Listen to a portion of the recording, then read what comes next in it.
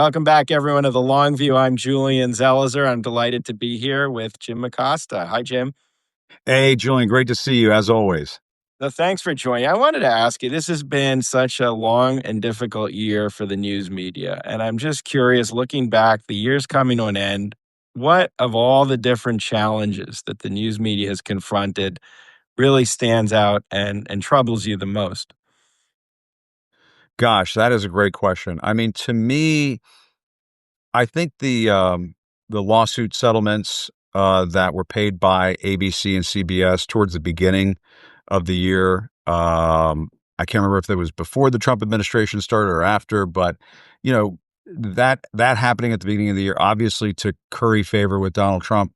I mean, that is probably without precedent and undoubtedly the most dangerous thing that I think has happened in a very long time when it comes to a free press in this country, because what it did was establish a sort of reward structure for Donald Trump to put the media over a barrel, and it incentivized more bad behavior in terms of trying to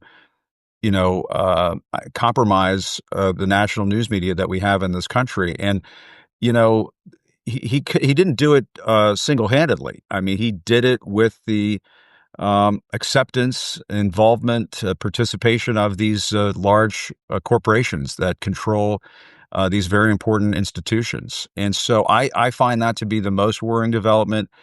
And the way I've described it with a lot of folks, Julian, is I think Donald Trump has cracked the code on how to hurt the news media in this country, on how to hurt the free press in this country. It's built right into the First Amendment of the Constitution of free press. And, first of all, the president or president-elect should not be able to uh, do this, in my view, to media companies.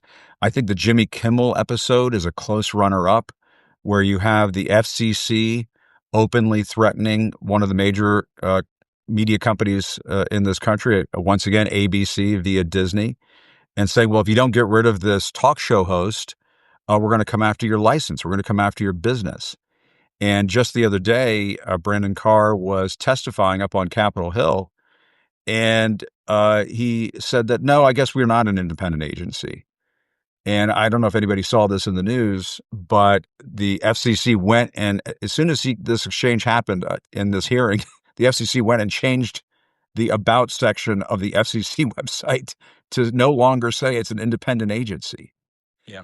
And so, I think, this is really, you know, to me, an illustration of where we are as a country right now, in that Donald Trump has tried to impose on the American people an authoritarian style of government in a country that is supposed to be um, a democratic republic. And it's a very worrying sign. And I think that, this is only going to get worse if these major companies continue to incentivize this behavior, reward this behavior. And what do you think has happened? I mean, threats against the media by administrations are not new. In 1973, Nixon went after the Washington Post privately, trying Yeah. to get the coverage to stop threatening Catherine Graham because she was involved in trying to purchase, I think, television and radio stations. Didn't work. But now the collapse is incredible. What do you think Yeah. is going on in terms of the code you talked about that is leading them to buckle so quickly? I think for a lot of these companies and the people at the top of those corporations, they're chasing the almighty dollar, and they're putting that ahead of the needs of the country. They're putting that ahead of the good of the country. They're not putting country first. They're putting the almighty dollar first. And they in some of these mergers and acquisitions may walk away with hundreds of millions or billions of dollars or whatever their golden parachute is or their platinum parachute is going to be. But while they're sitting on the beach sipping Mai Tais at the Four Seasons, or maybe they have their own villa, at Lake Como or whatever, and they're sipping their Negronis, I hope that they think deep down about what they've done to the United States of America, because what some of the people at the top, some of these titans of this industry have done is weaken America. They have weakened the Constitution of the United States. They have weakened the First Amendment to the Constitution of the United States. And people might sit back and say, "Oh, Jim, it's just because Donald Trump's in power, and this will all go back to normal, and so on." There's no guarantee of that. We don't have that. That's going to be the case. Um, and I don't know. Maybe you're going to ask this, and so I don't want to jump ahead. But Yeah. um, the only silver lining in all of this is that we have a pretty sophisticated, well-educated media uh, customer base in this country, consumer base in this country, and a lot of those folks have figured this out. They realize that the lawsuit settlements that ABC and CBS paid were essentially bribes. They were basically um, intimidation racket payments, and that I think has come across as a warning bell to a lot of Americans to be suspicious of what these media organizations are pumping out to the American people. And you look at what CBS is doing right now with Barry Weiss holding these town halls and so on with Erica Kirk. Apparently, they're going to do more of these with other conservative media figures. They could sniff this stuff out. They know it's bullshit. They know they need to steer clear of it by and large. That's why the ratings were so terrible the other night. And so, fortunately, we have a pretty sophisticated media consumer base in this country. Where that leads, I don't know. I think it leads to independent media continuing to flourish. That's my guess. Places like Substack, YouTube, podcasting, and so on. But to me, these are all terrible warning signs. We should not have we're supposed to be a free society with a free press, free media in this country, independent media in this country. And I've been describing it lately as state compromised media. Because if the government has the ability to inflict pain on news organizations, on media organizations, then they have some control over. Undoubtedly, they just have some control over how the information is put out there to the American people, and it's not good for democracy. It's not good for this country. And you're wearing your alma mater hat. Yeah, Um, and I was kind of curious from when you were there, when you were in college and yeah, starting as a journalist to today, how have you changed, besides the platform, yeah, your approach to doing journalism, to getting out the truth, to yeah. explaining it in ways that resonate with the public today, versus whenever you graduated? How do you think about those challenges professionally today? Yeah. No, I went to James Madison, and I was the news director of my campus radio station, and had my own talk show and everything. I hope nobody can find any of those clips. My goodness. And there's somebody obviously now will try to do that, but which is fine. But I was always very much a straight laced, down the middle journalist. That was my philosophy. I worshiped at the altar kidding of Walter Cronkite, Dan Rather, Sam Donaldson, people like that. Those are the people I wanted to emulate. Those are the people I wanted to be.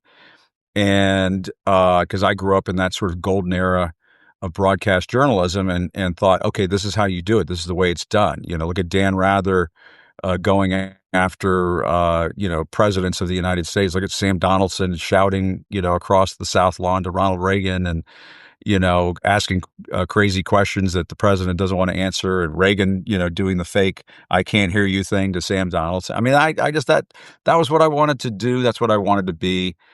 And All the President's Men was a very impactful movie on me, and so that was to me, it was all about who, what, when, where, why, how. Just the facts, ma'am. Give it to us straight. And that, I think, has been sort of always been my philosophy. Throughout my career, be tough, hold their feet to the fire, try to be as professional and polite as possible. When I got to CBS News early on in my career, I was in my early 30s, for Pete's sake. That was crazy, but it was impressed upon me. Do what Dan does, do what Walter used to do. Be polite, be professional, but don't back down. Be tough, be ferocious. I think Scott Pelley used to have a line. There are two types of journalists in this business. Those are those who are too aggressive and those who are not aggressive enough. And he would say, "Which one do you want to be?" And I would say, "Well, I guess I understand what you're saying here." Um, so that was always my, approach to things.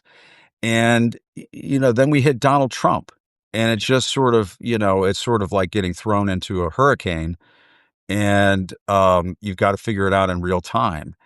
And when you have the president of the United States referring to the press as fake news and the enemy of the people, and lying at the rate that he was, which required a lot of fact checking, that put us on the receiving end of a lot of abuse and hatred and hostility on the part of his supporters and the MAGA base and much of the Republican Party. At least publicly, privately they would come up to you at cocktail parties and events and stuff, saying, we understand you're doing a good job, Jim. You're doing your job. But publicly, they were raking you over the coals. Um, and when I moved into this new thing that I'm doing now, I kind of decided, for the bulk of my career, I'd been doing both sides. And now I tell people I'm doing my side. I'm telling my side of the story. And I think that that's okay. I think I've earned that. And people say, "Oh, well, I don't want to watch it if you're just going to give your opinion." I don't just give my opinions. I do the news. I interview newsmakers and thought leaders and people who have interesting things to say. But I'm going to tell people what I think. And if I think that the president of the United States is doing damage to our democracy, I'm going to say it. And that may not go well. You can see I'm talking to you here and not on a corporate media outlet. And I'm sure that's in part because they've looked at me and said, it's a little too out there. We can't do that. And so, but that's okay. This is we're sort of in the Wild West on the frontier. And I like that. To me, that's exciting, and I'm happy to be a part of it. And you've been doing this? I mean, you've been developing that approach now for a while since you were at CNN. How do you navigate the putting yourself out there and giving your opinion, but doing it in a way that you're still providing news, that you're Yeah. still backing it up? How do you think of bridging those two challenges so you produce something new, authentic, and that meets the Yes. moment? I mean, I think the authenticity thing is important, and might say, "Well, your authentic self is garbage, and I don't want it." Okay, that's fine. It's a free country. Move along, please. But for example, when Donald Trump puts out a post the other day, delighting in the murder of Rob and Michelle Reiner at the hands of their son, I said it earlier this week. I'll say it again. I think that it is an evil thing to do. It is a mean and nasty and horrible and evil thing to do. Now, if you flip on corporate media or look at the newspapers, it will say Trump, sparks controversy with, pointed barb at Rob Reiner. It's just sort of all wishy-washy gobbledygook, and it's not cutting to the heart of the matter.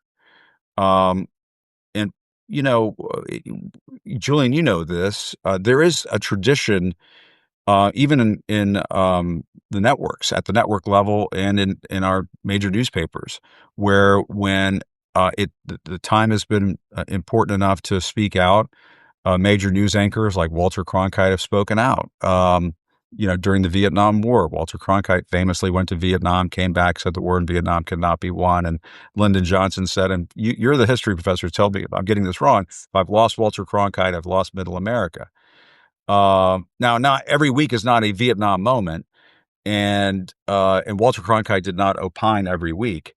But there have been moments in our history where uh, major anchors, newspapers have said, this is an important thing.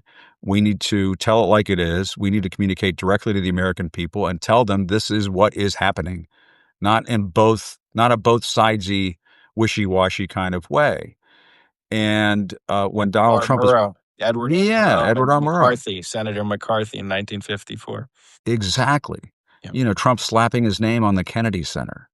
These are strange times, and the president is behaving like a dictator, and that rankles people and upsets people, and people, the networks and major newspapers, it gives them the heebie-jeebies, to think in those terms and print things in those terms and broadcast things in those terms.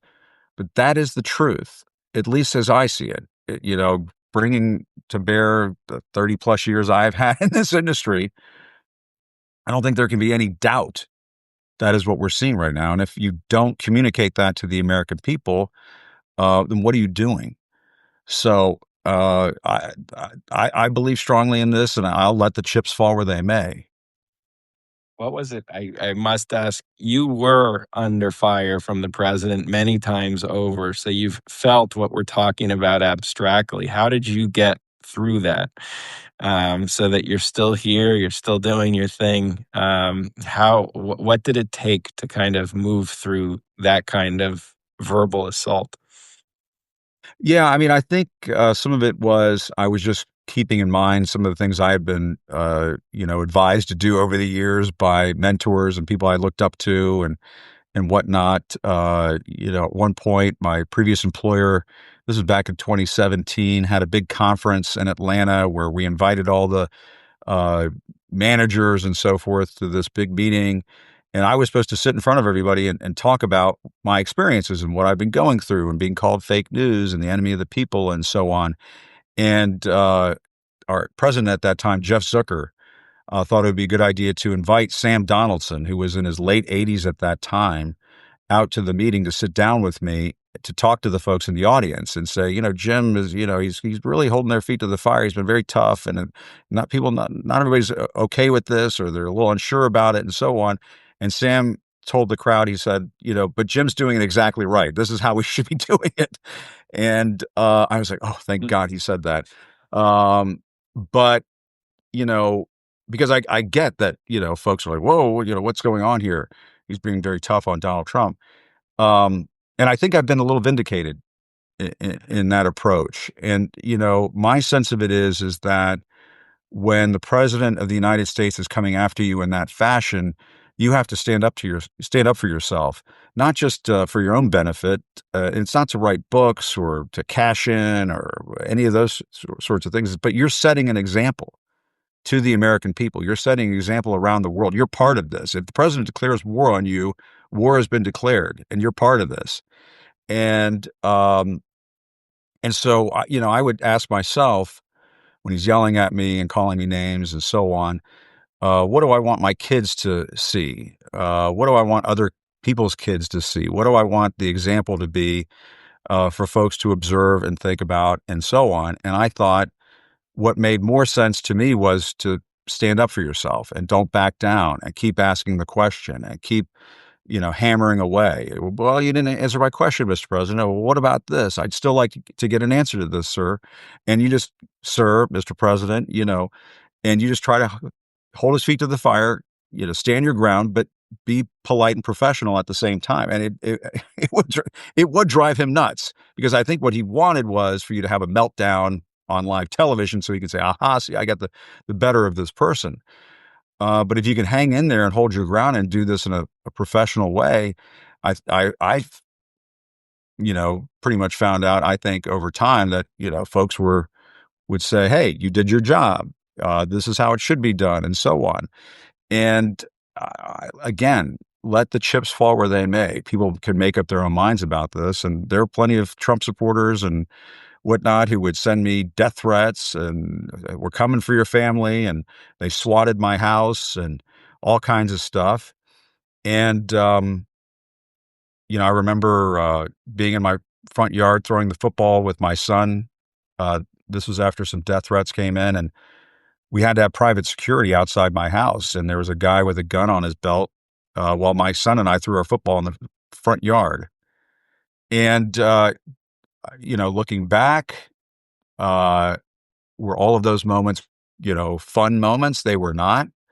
Um, did I worry about my kids at time? Absolutely. But at the end of the day, I did not want people to see journalists getting the hell beaten out of them and then just taking it. So it is hard, when I see, Trump saying quiet piggy and then nobody stands up for their fellow reporter and they say, "Thank you, Mr. President," when he walks away. That Uh-huh. really irritates the living hell out of me, honestly. It bugs me to no end because it's just setting the wrong example. Mhm. One final question before I do. Yeah. Thank you, all subscribers, for joining us, and paid subscribers. Thank you for supporting all of this so we can do this work. And appreciate some of you if you'll consider becoming paid subscribers to facilitate independent journalism. The final question, and on a bright spot. You saw The President's Men when it came out, and or whenever you saw it, and it helped inspire you. What's something you saw this year in journalism that gives you some hope that this Mm. profession can move in the right way? That is a great question. I would have to say, I mean, I think the rise of independent journalism has been awesome to watch, and I just hope we continue to see that. I think the administration has made it pretty clear they're going to leave us alone. um, they're kind of obsessed, as Donald Trump tends to be, with legacy media. So maybe they take some of the heat off of us. For now, for the time being. But I think the one thing that was a really bright spot to me was seeing those Pentagon press corps Mm, reporters turn in their media badges. The Pentagon tried to impose on the Pentagon press corps this edict that you had to run your stories past the Pentagon. If you're gonna do a story, you got to run it by us because that's how we do things in America. You're supposed to run your news stories past the government. I've never heard of a more crazy cockamamie thing in my life. And to the credit of those journalists and their news organizations, um, and perhaps they thought they could do it over the Pentagon. Maybe, they haven't been able to do it over the White House. So I suppose that's a bit of a negative in that regard. But watching those Pentagon reporters turn in their badges and walk out, I thought that was a terrific moment for journalism. I thought that, the fact that after following that, you saw a few Pentagon reporters come out and break the story on those Caribbean boat strikes, on those Venezuelan boat strikes. So reporters turning their badges still do dynamite stories anyway. And I think that to me is a shining example of how it should be. I would like to see a little bit more of that over at the White House. When they kicked the Associated Press out of the Oval Office and off of Air Force One, news organizations should be standing together and say, "Well, if you don't let the Associated Press back in, we're not going to go cover you. So we're going to tell our cameramen to go home. We're going to tell our reporters to go home, and Donald Trump can just have his little press conferences in the Oval Office with the sycophantic propaganda outlets and see how they like it over there. If I could wave a magic wand, that would be one thing I would do. But that was a good moment, I thought. And then I think, seeing those No Kings protests, just to selfishly, plug something I did, Don Lemon and Joy Reid and we did our own coverage of the No Kings protests. And that was very satisfying because, we saw a tremendous, you know, a, you know, outpouring of support for what we did. And that was very moving and touched me a lot that, so many people were tuning in to us collectively. And it showed me that when you combine resources, when we in independent media come together, um, we can make a difference and we can make people notice. We had some members of Congress joining us on those newscasts, had major players in those protests joining us, and we had a lot of people tuning in. And that meant the world. And it made me think, I think we're on to something here. I think this is the beginning of something. And what it's going to be, how it's going to play out, I'm not exactly sure, but it feels like it's the beginning of something that is healthy for this country. Because it's going to take that kind of pressure, I think, from independent media to kind of force legacy media, corporate media to watch their back a little bit. They've got to realize, they're going to have some competition here if they keep bending the knee. The public doesn't want it. They don't want us to bend the knee. They want us to stand tall, stand firm. Well, thanks for joining the long view, and thanks for talking, Jim. It's always a pleasure. I learned a lot. And we'll talk again soon. Have a great new year. You got it, Julian. Take care. Happy holidays. You too. Bye bye. Thanks.